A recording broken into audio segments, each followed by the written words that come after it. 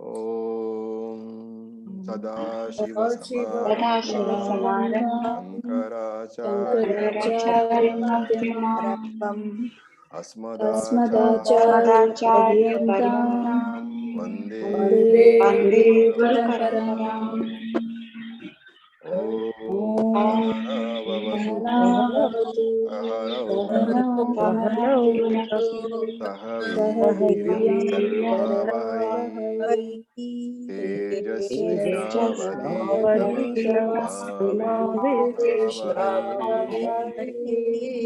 ॐ शान्ति शान्ति शान्ति शान्तिः। शान्तिः। Om Tat Sat. Om Namah Shivaya, Om Tat everybody. Sat. So welcome to the class. Now we had completed verse number 33. So continuing from there, we will chant verse number 34.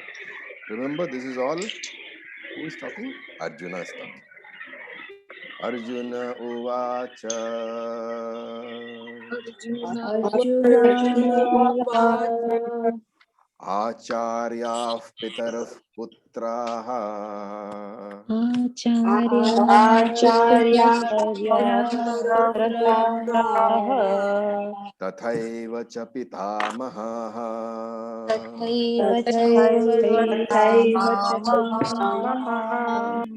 मातुला श्वशूरा पौत्राः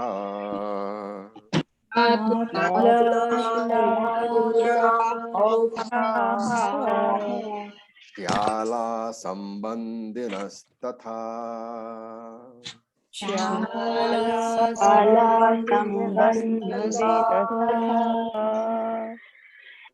I'll once again remind you, wherever the visarga is followed by the pa varga, the pa sound, pa, fa, the visarga converts into fa, and therefore it becomes acharyaf, pitaraf, putra, and shashuraf, pautraha. So that enough of practice will bring that, make it automatic. Okay. Now let us look at the words. Acharyaha, pitaraha, putraha. Then tathaiva. Tathaiva is broken into tatha plus eva plus pitamaha. Matula, Shashura, Pautraha, Shyalaha, and Sambandhinasthatha is broken into Sambandhinaha, Sambandhinaha, and Tatha. So Acharyaha. Acharyaha, plural of Acharya, teachers. Pitaraha, plural of fathers. So I explained in the last class why it is plural, because there are more than one father. Putraha, sons. Tataha, tatha means and so also. Eva means indeed. Cha is and. Pitamaha is grandfather. Matula is uncle. Swashura. Swashura means fathers-in-law. Pautraha, different from putra. Putra is son, pautra is grandson. Shyalaha, again Hindi word. What is the meaning of Shyala? Brothers-in-law. Yes, so we say Sala in Hindi.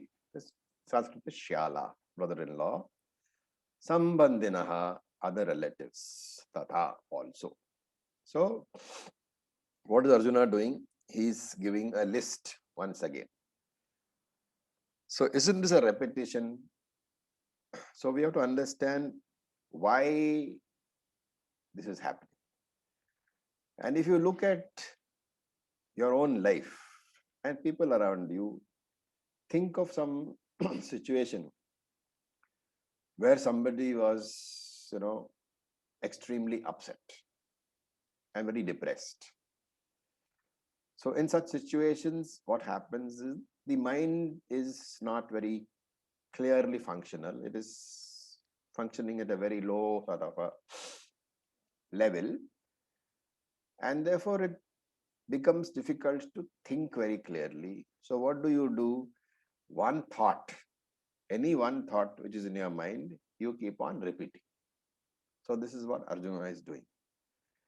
like a broken gramophone record. Like in the old days, you have these gramophone records, and you put the gramophone on, and sometimes the row, the insertion of the record that gets broken. So the needle goes around in the same groove again and again. It doesn't move forward. So that's called repeating like a broken gramophone.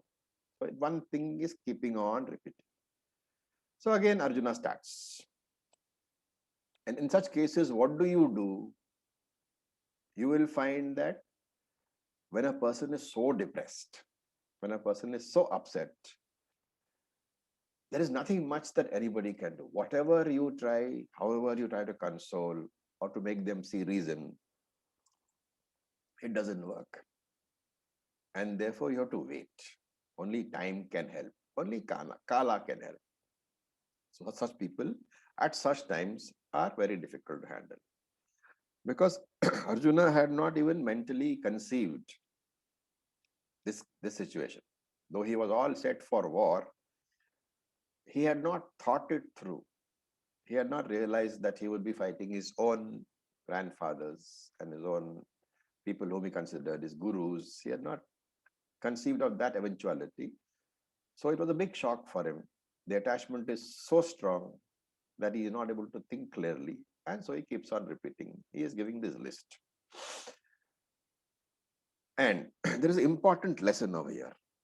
As you can see, in all these verses, right up to verse number 46, that is verse number 28 to 46. What does Krishna do? He keeps silent. So this is like going to a, psychiatrist. What is it that the psychiatrist makes you do when you go with a problem? Lets the person speak Talk. out. He Vent. just listens, right? Just listen. Why does he listen? Because he knows that in your present state of, the disturbance of the mind, it is very difficult for me to, or any person to think clearly, make rational decisions, because the emotion is too strong. And therefore, he wants you to let out all that emotion. So he lets you talk. And you talk and you talk and you talk. Maybe one session, maybe 10 sessions. But after some time, when you have really spoken out everything, you feel lighter. Your mind is unburdened. And then you can talk a bit. Then you can begin to think a bit. So this is an important lesson for us. Krishna doesn't say anything because he wants to allow Arjuna to exhaust his emotions. And there is an important lesson in this for all of us who are studying Shastra. What is the important lesson? When we study Shastra, it is easy for us to feel a bit superior. Okay. Almost everybody feels slightly superior. Why? Because you are understanding or you are studying something which is difficult to understand and which everybody cannot have an interest in. So we all like all of us Vedantics, we like to show off this knowledge of us and the dispassion that we have. So the lesson is that if somebody, one of your students, is in a depression, is in an upset state of mind, and he comes to you, what should you not start with? You should not start with sadhana chatushtaya sampanna, the karanam. All that you don't start. Tattva bodha, you don't start. You listen. Allow them to exhaust their feelings. This is what Krishna is doing. So Arjuna again talks. Okay. And if you remember, in all the last few verses, last 8 or 9 verses, he has been telling you so many things. So again, he says Acharya, all the Acharyas standing in front, all these fathers are there, all these sons are there, grandfathers are there, uncles are there, fathers-in-law are there, all are there. And in short, there are brothers-in-law also, and and other relatives are also there. So he is just keeping on repeating the list, which is already said before. And whatever he is seeing now in his vision, whoever is standing there is what? only a relative. Somebody who is close to him or should be close to him. And therefore, he is feeling more and more depressed because he knows that if he fights, they will die. He doesn't want to be the killer of these people. So this is this particular verse. Now please unmute yourself and we will chant the next verse also.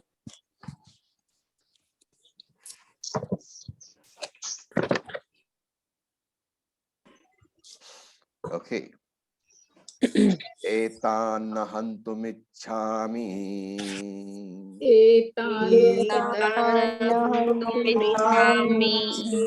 Ganatopi madhusudana.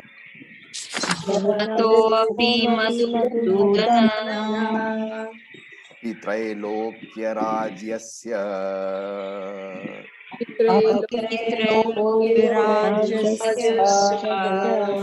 Eto kim nu mahi krite.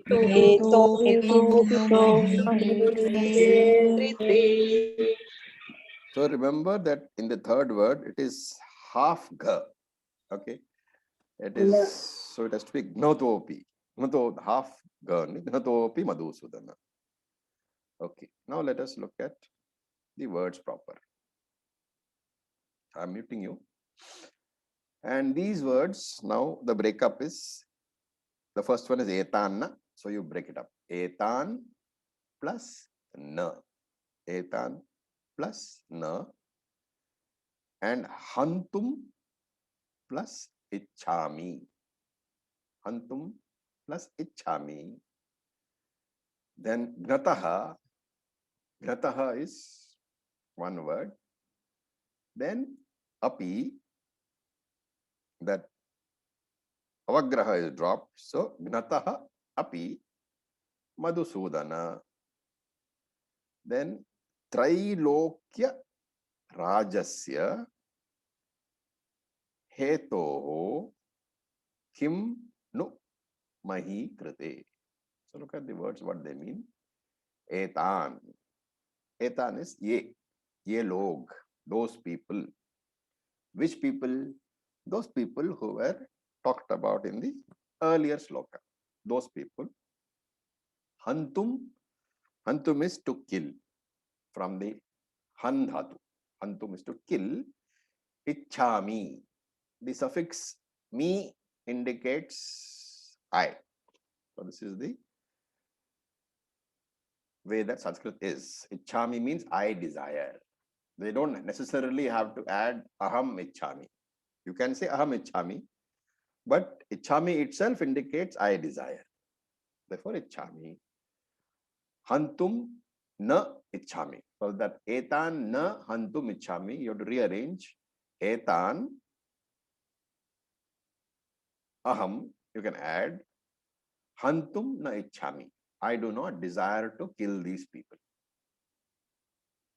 Okay, api is even. Madhusudana is the killer of the demon Madhu. So that we'll discuss later. Then Trailokya Rajasya. People, Trailokya Rajasya means ruling over the three worlds.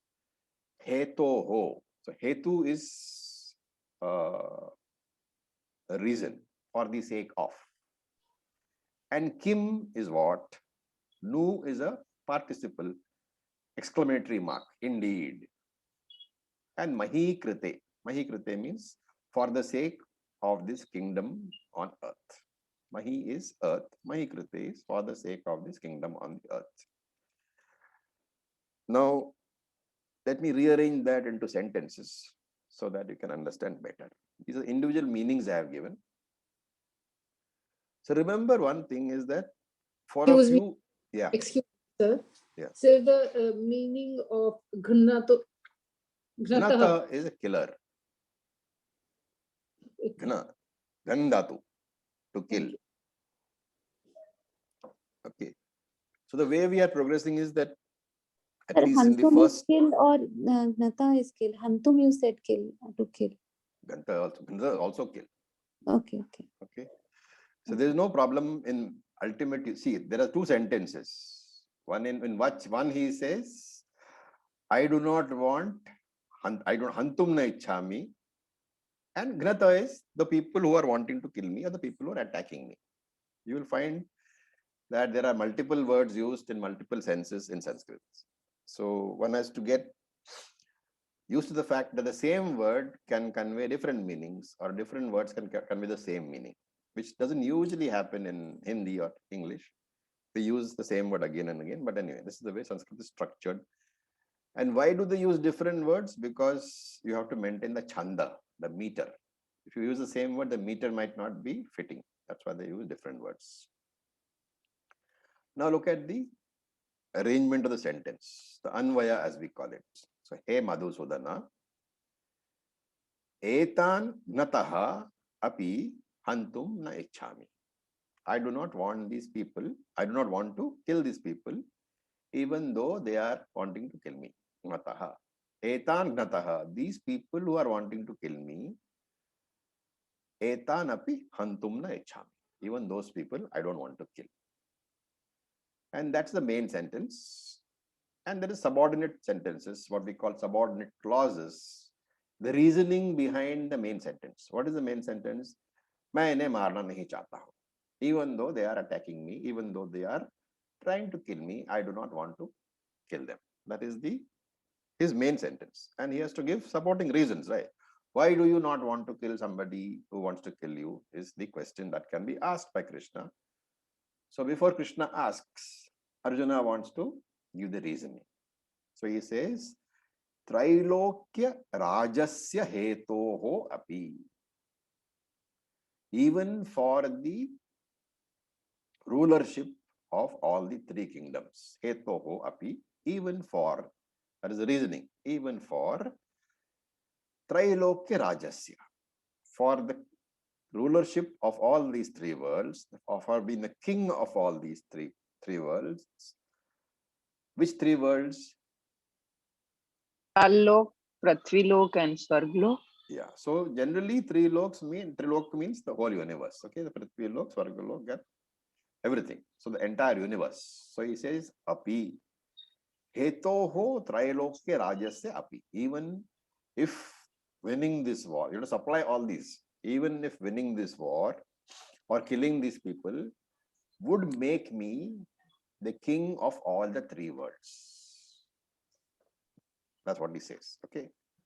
What is that? That is the first condition or the first reasoning for saying that I do not want to kill these people who are trying to kill me.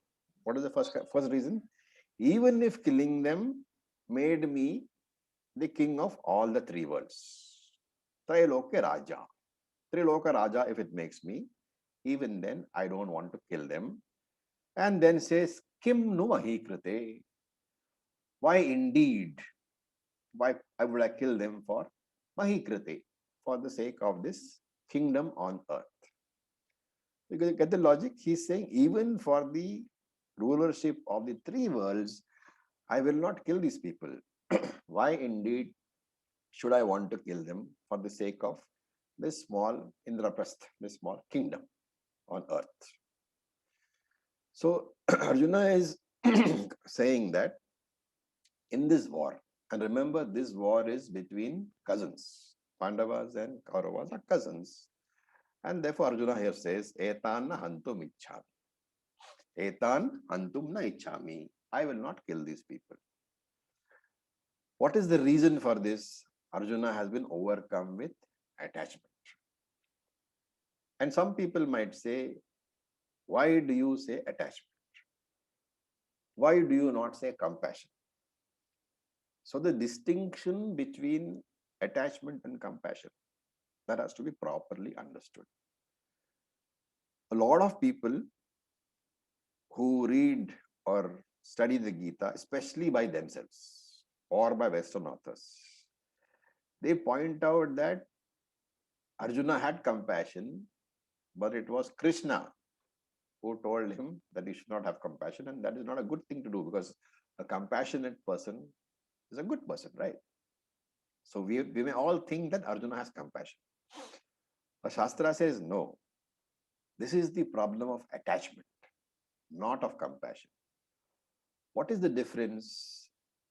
In attachment, the person's intellect remains clear. So remains clouded. In attachment, your intellect becomes weak. It becomes non-functional. And there, because of what? Because of that strong emotion. And therefore, your vision of dharma and adharma, they are clouded. They become disturbed. You are not able to think clearly.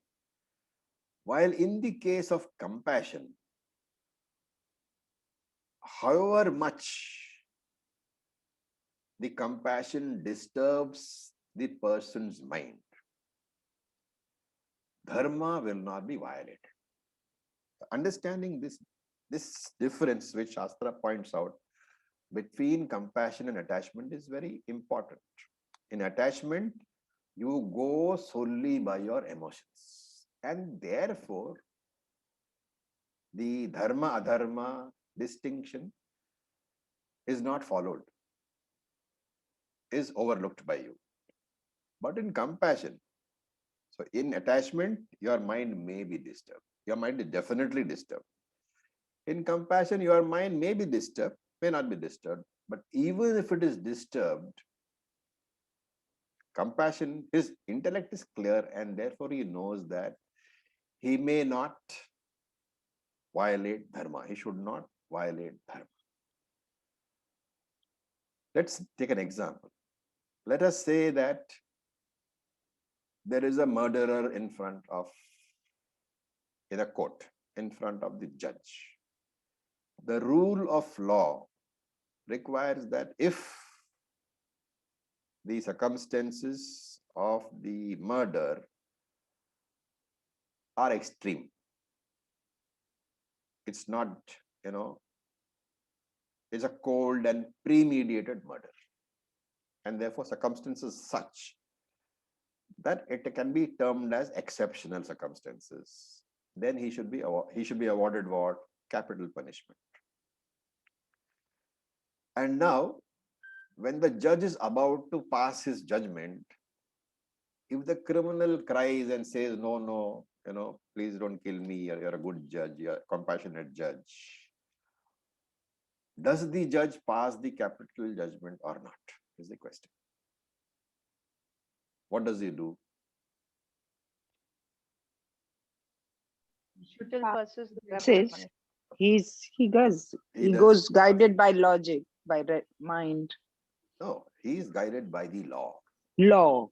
The Right. law says that if it is proved that the circumstances were exceptional, then the penalty of capital punishment must be awarded. That is why it's there in the books. But can you say that when the criminal is crying and saying, do not hang me, can you say judge has no compassion? Does he not get feelings? No. But can he afford to go by that compassion? No, he has to follow the law. So this is the difference between misplaced compassion and compassion. So misplaced compassion is called raga, because your attachment is so strong, your emotions are so strong that you are not able to use your intellect in the way it is supposed to be used. And here, while we give the example of the law, in this we give the example of what? Of dharma. And therefore he says, gnatopi api. So gnato apihi, gnataha apihi Madhusudana. Hey Madhusudanaha, gnataha api, even if they choose to kill me. So gnataha also means kill, and therefore he says, gnataha api, even if these enemies of mine, Duryodhana and his gang, they want to kill me and they shoot the arrows at me, I will receive the arrows without picking up my bow. I will not fight back. Right? Trailokasya rajasya api. So even if by killing them, I get all the three lokas, Bhuloka, Bhuvarloka, Suvarloka, if I get them all, it will not compensate me. It will not take away my guilt of killing Bhishmacharya, Dronacharya, and the relatives. These cannot be compared to the even three lokas. And therefore, Kim no Mahi Krate, when I am not going to do that, even if by killing them I get the three lokas, why should I do that? Mahi Krate, for this tiny little kingdom. Okay. So, one more word here we need to know, Madhusudanaha. Madhusudana means destroyer of Madhu. Okay. So, Madhu can be taken as what? What is the literal meaning of Madhu? Honey. Honey. Honey. Honey. Attachment will be taken No. here, something. It's not taken as attachment. What is the sweetest thing for a human being? Self, ego. Relations. The Love. ego, your love of yourself. That is your sweetest thing. And therefore, Madhusudana means the one who destroys the Rakshasa Madhu, otherwise called Ahankara. That's a word which we need to remember. Madhusudana, remember, I don't think there was a particular, any Madhu, Rakshasa called Madhu in the Mahabharata. But if there was, I'll be corrected, but I have not come across. So Madhu has to be understood as Madhu, the Ahankara, the ego, which is sweet to me. That's why Madhu. So the address is, hey Madhusudana, hey destroyer of egos. Even if these people choose to kill me, I will not pick up my bow. Even if you tell me that by killing them, I'm going to become the king of all the three worlds. Even then, I'm not going to pick up my bow. Why should I fight them for this tiny little kingdom? Okay. So, one important thing here, which we need to address before we begin to talk about before we begin to go to the next verse. We talk about karma phalam. Okay. Now, there are two types of karma phalam. Because there are two types of karma. It's very important to understand this to be able to understand the Gita. When I do an action, there are always two aspects of the action. One is the physical action, what I'm actually doing. And the other one is what? The intent. Other one is the intention. Now, the physical action can be seen not only by you, by everybody. Therefore, it is called drishta karma, that which can be seen. Your intention can never be seen by anybody. Therefore, it is called adrishta karma. Okay. So, drishta karma, adrishta karma is the two aspects of an act, of any karma. Accordingly, each of these aspects has a karma phalam, because every karma has to have karma phalam. And if we are dividing karma into two aspects of drishta, adrishta karma, then you must have drishta phalam, drishta karma phalam, and adrishta karma phalam also. So, the drishta karma phalam obviously means that karma phalam which you can see. The adrishta karma phalam means that which you cannot see. Okay. And normally, the adrishta karma phalam is taken to be papam and punyam. Therefore, in any action of yours, there are two aspects. One is the intention of an action. That intention is what generates papam or punyam. And one is the actual physical action. That actual physical action has no contribution to papam and punyam. It only contributes by way of a physical result. Any questions on that statement? Very important to understand. Sir, I What have would one. be the physical? बोलिए. Sir, could Okay, you sorry. repeat, please? One person at a time. So maybe Induji can talk. I was thinking in this, like, what would be the physical phalam, drishta karam phalam? जो हमारे physical symptoms हैं या punishment है, those would come, like you gave the example of the judge. So that would be the punishment awarded or the guilt that we go through, that we Let's take experience, a and very that can simple be said. example. Let's take a very Yeah. simple example. You are angry with somebody in front of you, okay, and you give him a tight slap. Now analyze that and tell me what is the adrishta karma, what is the drishta karma, what is the adrishta karma phalam, what is the drishta karma phalam. You may get a slap back. So one by one. Analyze each portion. What is the drishta karma here? Slap. Slap. Just slap. It's a slap, Slap. because you can see it. What is drishta karma phalam? And okay. The other person gets hurt. The other person gets hurt. See, that's very important to understand. The drishta karma phalam of yours is not necessarily for you alone. Okay. So the drishta karma phalam of a drishta slap is the other person gets hurt. Now, what is the adrishta karma? Whether it was intended in a good way or the bad way. Anger. That depends on anger. the intention. I said you got angry. So the intention behind the anger. The anger The reason was behind the anger. I want to hurt that fellow. And therefore, adrishta karma phalam was what? Papam. Was papa. Do you understand? Okay. Now let's take the same incident. It is your son who you're addressing. That son has gone and done some gadbad somewhere.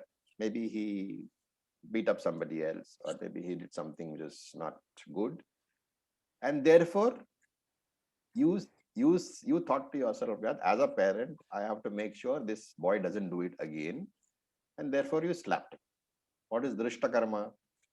Slap again. What is drishta karma phalam? Boy getting hurt.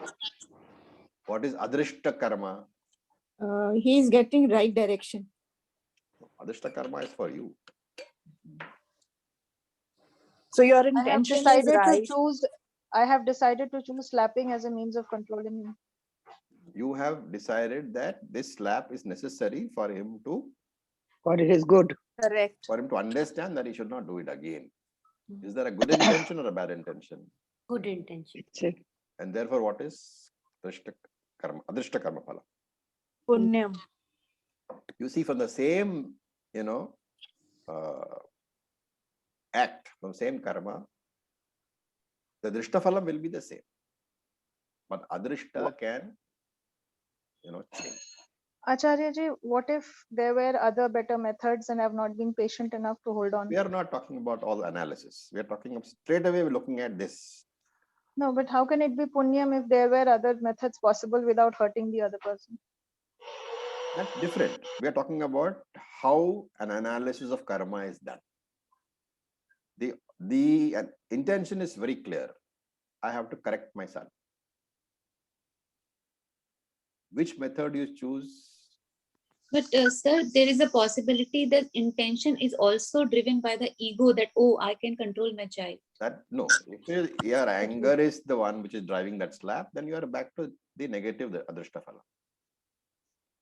And therefore, the point being made is that the punyam and papam, the adrishta karma phalam, is solely dependent upon the intention.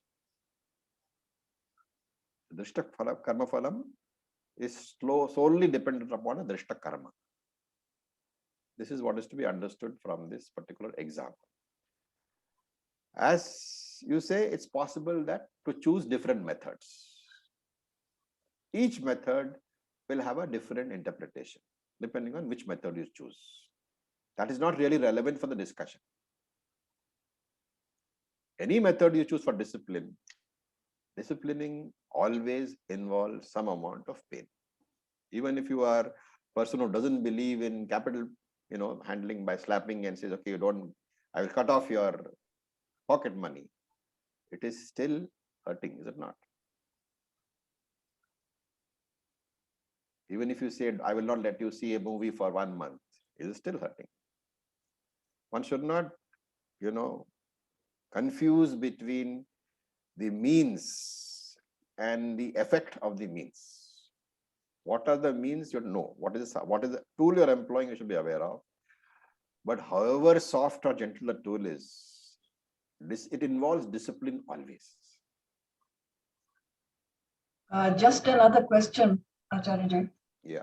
Is it that the Drishtaphalam always adds on to your prarabdha and the Adrisht goes to Agami? No, Drishtaphalam adds to nothing. Drishtaphalam is the use of the prarabdha. So in this case, you are the one who is slapping. There is no adding on to prarabdha over there or taking away from it. The person who is getting the slap, that pain is the use of prarabdha, exhaustion of prarabdha. For you, it is agami because you are slapping. So it is all Agami. Any exercise of free will falls under agami. Okay. Thank you. All right. I have a question regarding the shloka we were in. Yes, Samara. Yeah, so here Arjuna is thinking well, he's thinking good, but he's thinking only from his own point of view without thinking of the dharma part. Yes. So this selfish thought, though in a good sense, I mean, is there a punyam or papam attached to the thought process? Here, this punyam or papam will be driven by not doing the duty. We are talking about something called nitya naimittika karma, which we will discuss in great detail in chapter 3. But here, the basic thing is that if you do not do your duty, are you getting punyam or papam? For example, if you have let us say there's a Pakistani army attack on the northern border, and you have a general there who is a great Vedantin, and he says, no, I will not fight back. What is the effect of that on his duty? That is not dharma. It is adharma then. It is adharma, obviously, because he is not doing what he is supposed to do. His duty is to save the country, save the people of the country from attack, and he's not following that. So it is misplaced compassion, exactly what Arjuna has got through. What is happening to Arjuna just now is the same thinking process of the general. So in this whole,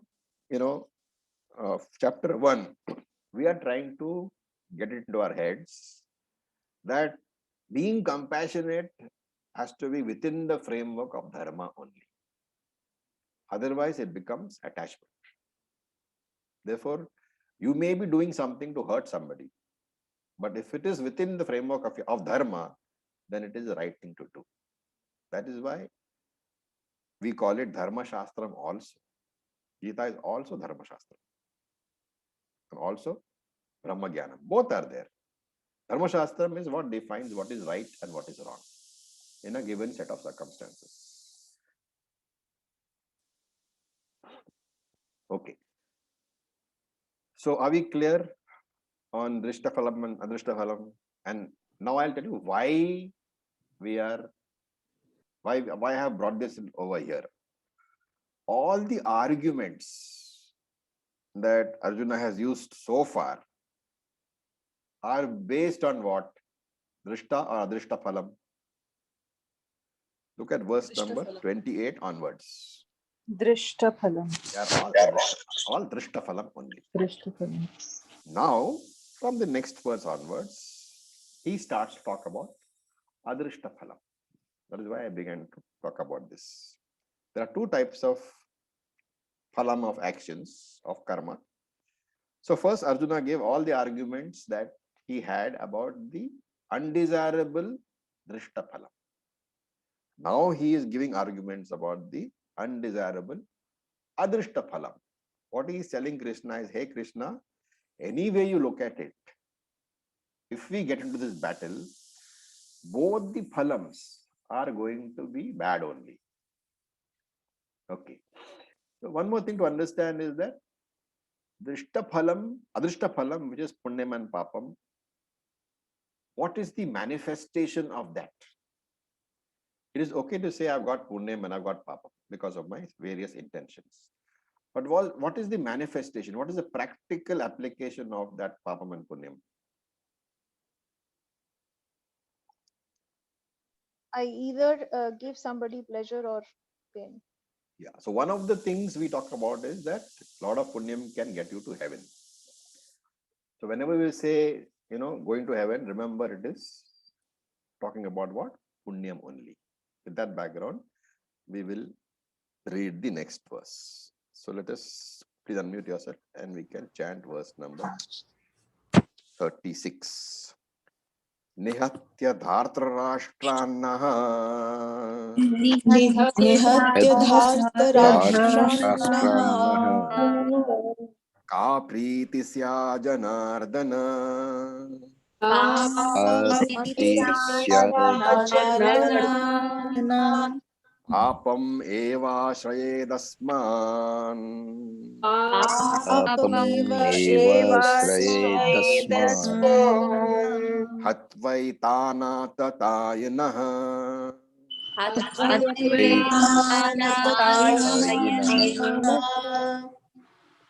So many difficult words which are not in common use. So we'll have to explain that carefully. So now look at the words. Nihatya dhartra rashtran and na with a visarga. Naha. Nihatya dhartra rashtran naha. In some books, you will find the visarga is not there. So you have to ensure that the visarga is put. If it is not put, what happens? Na becomes no. What is the difference between na and naha? Na is No, no. No, For Na is for us. for us. Yes, naha is for me or for us, and na is no. So nihatya dhartra rashtra naha ka pritihi. Then that syat halant before the halant under the ta. So syat plus janardana. And the first word of the second line, break up carefully. Papam eva ashrayet asmat. Papam eva ashrayet asmat.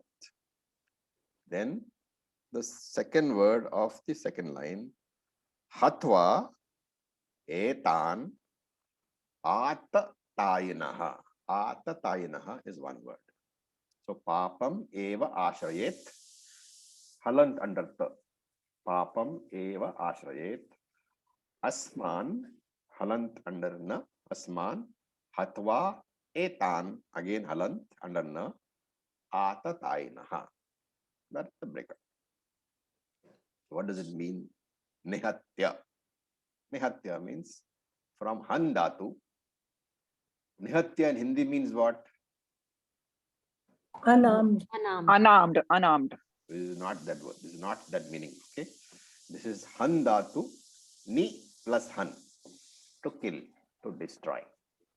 So these little, I'm giving you wherever I can think of the Hindi being contradictory. I'm telling you here nihatya means kill, having killed, past tense. It is not unarmed. Then dhartra rashtran. So dhartra rashtraha, sons of Dhritarashtraha. Dhartra Rashtra, sons of Dhritarashtraha. So again, the beauty of the language. Dhritarashtra putraha, Dhartra Rashtraha.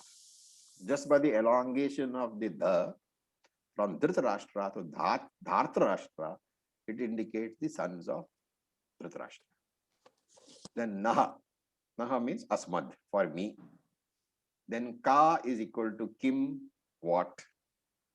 Pritihi, satisfaction. Syat. Syat is like kya hoga, what would be Syat. Asdatu, Sat, Syat. And Janardanaha. So Janardanaha, we'll explain later what the word means. Then Papam, as I said, Papam is the result of wrong action or wrong intention. Papam is the result of the wrong intention, incorrect intention. Eva is only ashrayet. So ashrayet here एक means केला ला दे, केला. To be gained. ashrayet here means to be gained or to get. Asman means among us. Asmad pronoun coming from asmad, asman, among us. Hatva means having killed, again past tense, again from handatu, to destroy. Etan, etan again means these, ye. Now atatainaha is a very special word which we will discuss later, but generally it means people who are doing wrong things. Atatainaha, but a special word, so I'll come to that later on. Now to put all this into Anvaya form, Janardana Bhartarashtran Nihatyaha Naha Priti Kasyat. So, Hey Janardana Kasyat Pritihi. So, if you rearrange slightly, it's almost like Hindi. Hey Janardana Kasyat Pritihi. What satisfaction will be there for us? So, you have to add there Naha also. Kasyat Naha Pritihi. What satisfaction will be there for us? By doing what action? Nihatya Bharatra Rashtran, having killed the sons of Dhritarashtra. So, Ka, Hey Janardana, that is Sambodhana, it's addressing, Hey Janardana. Ka Syat Pritinaha Nihatya Dhatra Rashtran. What satisfaction will be there for us, O Janardana, if we kill the sons of Dhritarashtra? And therefore he says, Hatva etan atatainaha. Even having killed these wrongdoers, these people who have done wrong actions, Hatva, killed, etan, these, atatainaha, wrongdoers, eva papam ashrayet asman. Even if we kill these wrongdoers, papam eva ashrayet asman. Only papam will fall upon us. So he says, hey Krishna, two things he says. Hey Krishna, by killing these sons of Dhritarashtra, what pleasure can we get? Number one. And remember, Krishna, that killing these criminals also, even if we kill these criminals, only papam can come to us. Okay. So this is called the devil quoting scriptures for his own purposes.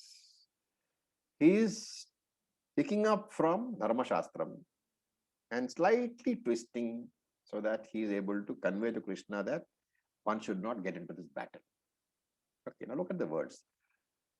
Dhatra Rashtran Nihatya Ka Priti Sya Janadana. What happiness can I get or we get by destroying these Kauravas, the sons of Dhritarashtra? Hey Janardana. Janardana is a very nice word and it's defined as Dushta Janan Ardhayati. Ardhayati means to punish. Dushta Janan Ardhayati iti Janardanaha. One who punishes or destroys Dushta Janaha. Do I need to explain Dushta Jana? No, What is sir. Dushta No, Jana? sir. Just please repeat it again. Dushta Janaha. That. Dushta Janan Ardhayati iti Janardana. The one who punishes the wrongful or the sinful people, that is Janardana. So remember, this is Karma Phaladata, another word for Janardana. So Karma Phaladata. So here onwards, Arjuna gets, now remember, throughout this, what they call discussion, we have been talking about three stages of samsara: attachment, raga, shoka, and moha. So initial few verses were raga because he talked about attachment, people in front, my gurus, this, that he said. Then he started to say that I'm feeling I'll be, what is the use of killing all these people? So shoka. So raga is over, shoka is over. Now he is slowly moving into what? Moha. Moha is the third symptom of samsara. While studying this chapter, we have to remember the definition of samsara as the mixture of raga, shoka, moha. So up to the 35th sloka, up to the last sloka was the problem of shoka, sorrow. And now he is starting the problem of moha. So if you want the exact verses, remember that Arjuna Uvacha onwards, from verse number 28 to 35 was the shoka problem of sorrow. And the next 10 or 12 verses, in fact, from this verse up to the end of the chapter, up to the 47th verse, we find the problem of moha. And what is meant by moha? Confusion, delusion. And we said earlier that the reversal of the vision, seeing dharma as adharma and seeing adharma as dharma, that is called moha. Okay. How does he see that over here? What is the dharma of a Kshatriya? Dharma of a Kshatriya is defined by Shastram as punishing whoever is committing adharma. And therefore, because he is punishing the person who is committing adharma, ahimsa becomes himsa. That is, himsa becomes the dharma for a Kshatriya. Shastra says very clearly that if you do not punish the people who commit adharma, you are not doing your duty. And punishing adharmic people requires himsa. And if he does not do that job, he is not following his dharma. And not following his dharma, he is not going to get punyam. He is going to get only papa. And when he follows his dharma, when he does his duty, even if he is forced to use himsa, violence, you will find that he will not get papam, he will get punyam. So he's using the argument here. He says, papam eva ashrayan asman. Hey Krishna, we are going to incur papam alone by killing these people. Hatva etan atatayinaha. So Arjuna calls these people as atatayinaha. So he has used the concept, but he has twisted the concept. Who is Atatayi?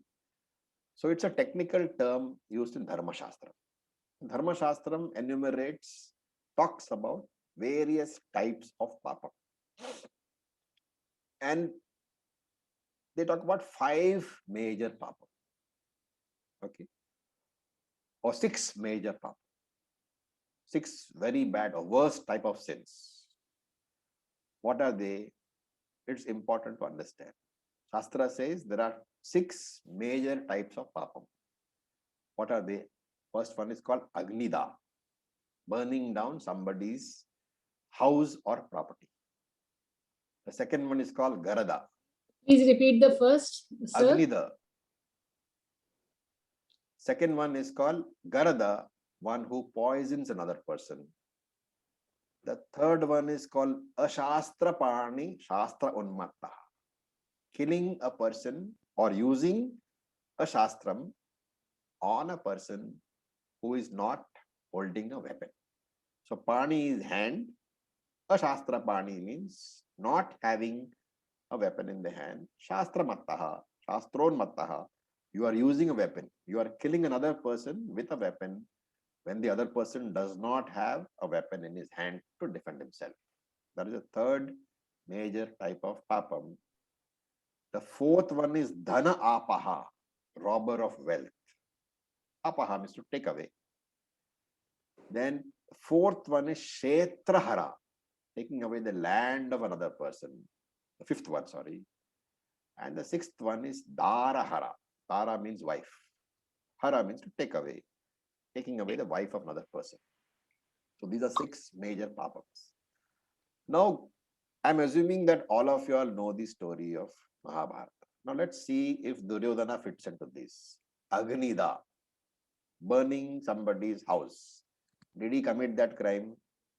Yes. Yes. Which Yes. is fair. Lakshagruha. Yes. Lakshagraha, setting fire to the house of wax. Garada, poisoning another. Did he commit that crime? Yes. Poisoning Yes. He poisoned Bhima. Bhima. Bhima. Ashastra Pani, did he commit the crime of trying to kill somebody who was not having weapon? That is not very clear. Okay, so 2 out of 3 have been done. Dhana Apaha, did he rob the wealth? He robbed Yes. Pandavas of their property, wealth, Kingdom. kingdom. Kshetrahara, taking away the land of another person. Again, he tried to take away the kingdom. So can take taken as both. And Darahara, though he did not succeed, did he try to take away the wife of the Pandavas? He did. Yeah, Draupadi Hara, Chirharana. At least 5 out of the 6 he has committed. And such a person is called a Ata Tai in the Shastra. Ata Tai. Can I ask? Sorry, come again. Can I ask a question here? Yeah, this Tara Hara, like it's like he forcingly trying to take somebody else's wife. Dara is a wife. Tara. Patni. Hara means to take away. Okay, so it comes under the biggest 6 sins. But the case, like if I just want to know, like some people though they go into a relationship and the lady belongs to somebody, and but obviously she is not in the relationship. Okay, so my question is that he having an affair when you are in a marriage but actually not in a marriage, so the person with whom you are having, so that person will also get the same bad karma. I think you're getting my question. I'm getting a question. So it is not forcibly on the lady, it is like bringing the lady out from a bad situation. See, the point here is that, okay, you have But taken marriage legally, vows. Those legally marriage vows are no vows longer valid for you because that's not there in your mind. Yes. What you should ideally be doing is break the marriage and then have an affair. Yeah. It doesn't Okay. happen, but anyway. Technically, those are different types of things. I don't think they'll fall under Atatai anyway. Okay. Here it Yeah. is because he tried to take away the person, wife of person who. Yeah, he disrespects the lady. Yeah. And So remember that in all the stories will have different degrees of interpretation. So you have to interpret correctly. Okay. Okay, now if you look at it, Duryodhana committed all the 6 types of crimes. And Shastram says that the person who is a Atatai, he deserves only one punishment, and that is death.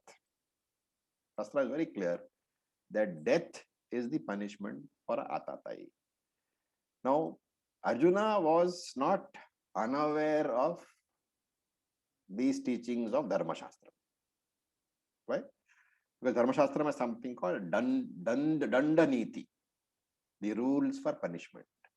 And Dandaniti prescribes Prityu for Atatai. Was Arjuna not aware that Duryodhana was guilty of all these things? And many of his relatives who were in the Kaurava side, they are also participated. He was aware. So he was aware that all of them are Atatais. He was aware that Atatai is prescribed Mrityu by Dandaniti. And yet, what does he say? He says, I don't want to punish them because Papam eva ashrayet asman. He reverses the whole thing and says, by killing these people, we will get Papa. What has happened? He has begun to see Adharma as Dharma. The vision has been reversed completely. And that is what is the beginning of that? When Adharma is begun to be seen as Dharma, then that is called Moha. So here, from this verse onwards, he begins to see, he begins to experience Moha. So samsara is complete. There has been raga, there has been extreme shoka. Both of them together have clouded his mind, and therefore now he is confused, he is deluded. He begins to think that all correct actions are incorrect. He begins to see dharma as adharma. and therefore he has started to be under the grip of moha, delusion. So with this, we'll stop for the day. Any Omar, questions? Yes. so here it is only once mentioned about killing somebody who is without weapon. So what about normally killing? I mean, like general killing is not under one of the papams. Now, again, you cannot ask questions without the context. Okay, this is just pertaining to In this. a war, killing is there. If you are saying that is it okay to kill my neighbor because he's making a noise, it is not. Every question has to be in the context. A general question is meaningless because a question like, is killing wrong?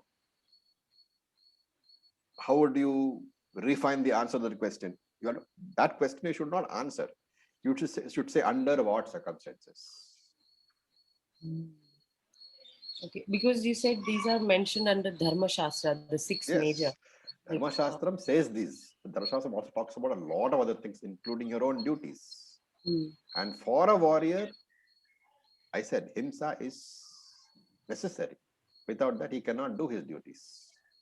So can we take that these mainly for a Kshatriya, these six?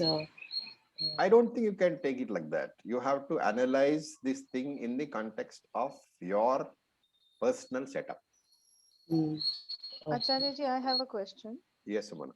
We talked about the judge. We talked about another example that you gave. If there is a code of conduct laid down, and I know that as a professional in that code of conduct, I need to follow it, then things are simpler. The judge knows that this is the rule and this is the code he needs to follow. Yes. So if we go back to Dronacharya, now in a hypothetical situation, if Dronacharya being a Brahmin would have fought from Pandava side. No, you're wrong. Dronacharya should not have fought at all. So that is what I'm asking. So Dronacharya, that means either way should not have fought at all. Even from the Dharma side. Brahmin has only two jobs according to Dharma Shastram. One is to learn, one is to teach. Yeah. He is not supposed. So even if he would have been on the side of Dharma, it was not his personal Dharma to fight. Yeah, he was doing adharma anyway because he's violating his dharma of the Varna to which he belonged. Yeah. So Varna dharma was violated because of his decision to take up. See, he can teach Shastram. He can teach Shastram also. Like he can teach to fight. He can teach the use of the bow and arrow because that falls within his dharma to teach. Yes. But he cannot fight. That is why he was the teacher of archery for the Pandavas and the Kauravas. Up to there, he was doing his dharma. But when he chose to pick up the bow and join the battle, then he was in violation. Right. Thank you. Raviji, Atatai is Hindi terrorist, so that's that is the coming correct from word. there. Evildoer. Atatai is a terrorist. It's coming with meaning a person who has done a lot of terrible things.